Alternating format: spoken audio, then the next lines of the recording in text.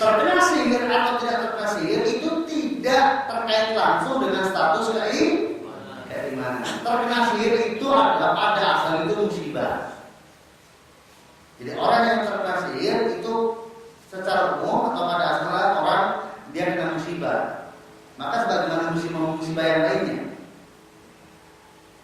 Nah, sebagai dasar apa yang saya sampaikan inilah Nabi Muhammad SAW saja yang paling sempurna tauhidnya pun pernah terkena sihir. Sudah pernah terkena sihir.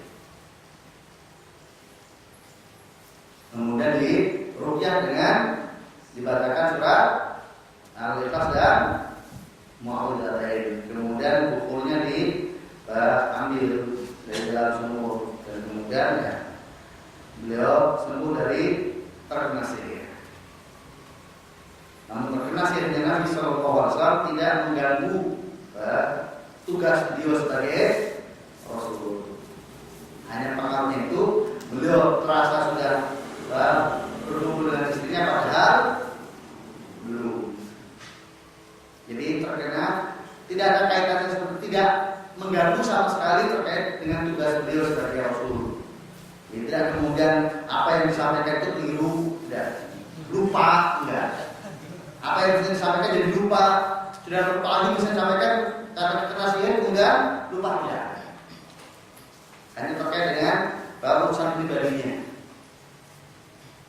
Tidak ada kaitannya dengan gangguan terhadap tugasnya sebagai Rasul untuk menyampaikan apa yang menjadi kewajiban untuk menyampaikan. Ini tentang sihir. Nah, sihir itu benar adanya dan memang demikian pengaruhnya. Bisa membuat orang sakit, bahkan bisa meninggal dengan sebab sihir.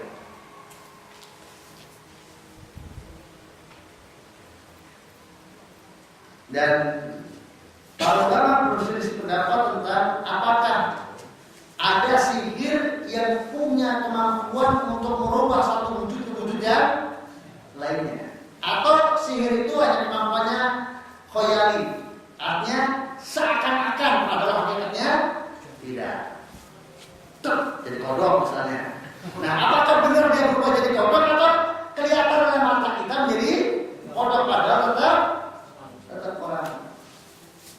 Nah, sebagian itu mengingkari adanya sihir yang bisa melakukan perubahan wujud dengan alasan sehebat-hebatnya tukang sihir Fir'aun, tukang sihirnya Fir'aun itu saja tidak bisa merubah tongkat dan tali-tali mereka menjadi ular, tetapi hanya terkesan oleh Musa seperti ular atau terkesan oleh manusia yang hadir ketika itu seperti ular. Hakikatnya tidak. Yukhayyalu ilaihi min sihrin annaha tasqa.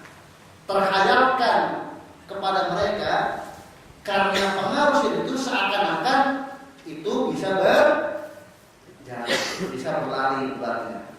Padahal hakikatnya tetap tongkat dan tali-tali. Namun terpandang oleh yang hadir ketika itu dalam wujud ular. Kemudian Allah perintahkan kepada Musa untuk melempar tongkatnya dan berubah menjadi ular. Kemudian memakan semua yang kelihatan seperti ular. Hakikatnya tetap tongkat dan tali. Nah, terlepas mana yang benar, yang jelas semua pengaruh sihir itu dengan izin Allah Ta'ala, izin kauni, dengan takdir Allah Ta'ala. Tukang sihir itu tidak mampu melancarkan sihirnya tanpa dikehendaki oleh Allah Ta'ala. Wa ma hum bidzarrina min illa bi'idznillah. Tidaklah mereka mampu untuk menimpakan kemudaratan dengan sihir itu kepada seorang pun kecuali dengan izin Allah Ta'ala. Itu izin kauni, dengan takdir Allah Ta'ala, dengan kehendak Allah Ta'ala. Ikhwan rahimani rahmatullah. Dan sejarah sihir ini sejarahnya panjang. Dalam arti kehidupan sihir itu termasuk kehidupan kesesatan, kehidupan kekafiran yang usianya sudah lama, sejarahnya secara lama, bukan perkara yang baru. Bahwa asal min qablika rasulillah qaul sahirun atau majnun. Tidak pernah kami utus orang rasul sebelum kamu kecuali mereka mengatakan tukang sihir atau orang gila. Jadi dari dulu setiap rasul itu dituduh tukang sihir, menunjukkan bahwasanya sihir itu sudah ada sejak zaman dahulu. Dan sampai hari ini pun sihir itu masih, dan ternyata juga sekarang banyak orang yang merasa bangga dengan kemampuan sihir dan ingin anaknya jadi tukang sihir, maka disekolahkan di tukang sihir. Bangga anaknya jadi the master cilik.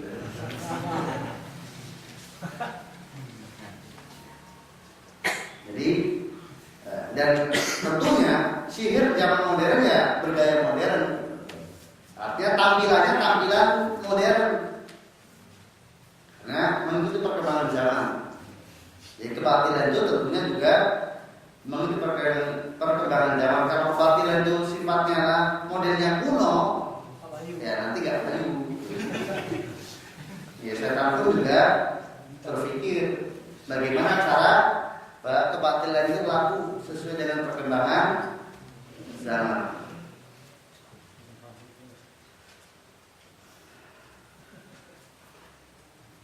Dan yang sangat memprihatinkan itu bahwa tayangan sihir itu adalah laku di negeri yang katanya penduduknya itu 85% adalah muslim. Itu anehnya, aneh tapi nyata. Dan ratingnya tinggi. Buktinya apa? Iklannya banyak.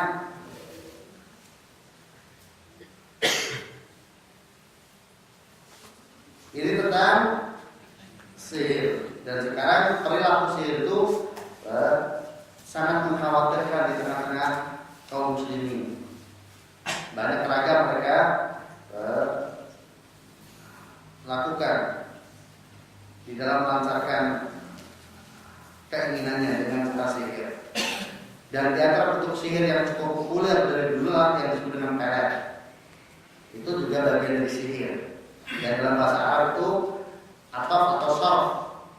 Al-atof atau asor. Al-atof itu yang tadinya nggak suka menjadi suka dengan sebab sihir itu. Ada asor tadinya suka menjadi tidak suka. Itu asor. Dan itu sudah ada dulu. Cuma kalau dulu itu untuk meret istrinya atau meret suaminya. Kalau sekarang meret istri orang lain. Kalau atof dan syor pada zaman dulu dalam jahiliyah itu digunakan untuk meret istrinya atau meret suaminya. Ketika istrinya sudah ada gejala-gejala yang suka, maka di atof, diperet supaya suka lagi. Kalau suaminya ada tanda-tanda sudah ogah-ogahan, sudah malas, kayaknya nggak suka, maka diperet supaya tetap suka. Itu dulu.